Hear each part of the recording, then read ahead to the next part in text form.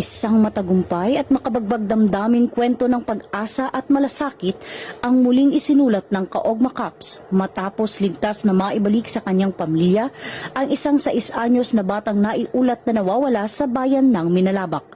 Sa gitna ng matinding pangamba at pag-aalala ng kanyang mga magulang, naging daan ang walang humpay na search and rescue operations ng Minalabak Municipal Police Station sa pamumuno ni Police Captain Beverly C. Monte.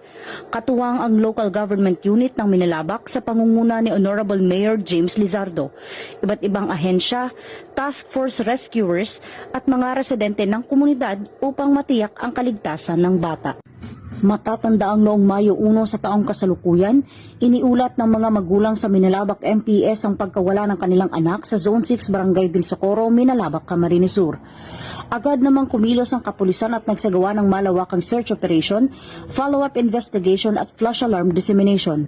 Mula Mayo 2 hanggang Mayo 6, tuloy-tuloy ang isinagawang joint search at tracking operations kasama ang AFP, MDRRMO, BFP at Tracker Dog Team kabilang ang CCTV backtracking, drone operations at informative drives sa mga karatig bayan upang mahanap ang nawawalang bata. Pinuri naman ni Police Colonel Virgilio O. Olalia Jr. ang ipinakitang dedikasyon ng mga operatiba at ang malasakit ng komunidad na naging susi sa matagumpay na pagtatapos ng insidente.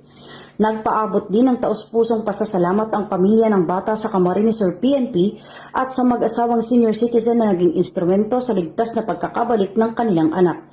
Isang patunay na ang serbisyong nararamdaman ay tunay na buhay sa puso ng bawat lingkod bayan at mamamayang handang tumulong sa oras ng pangangailangan.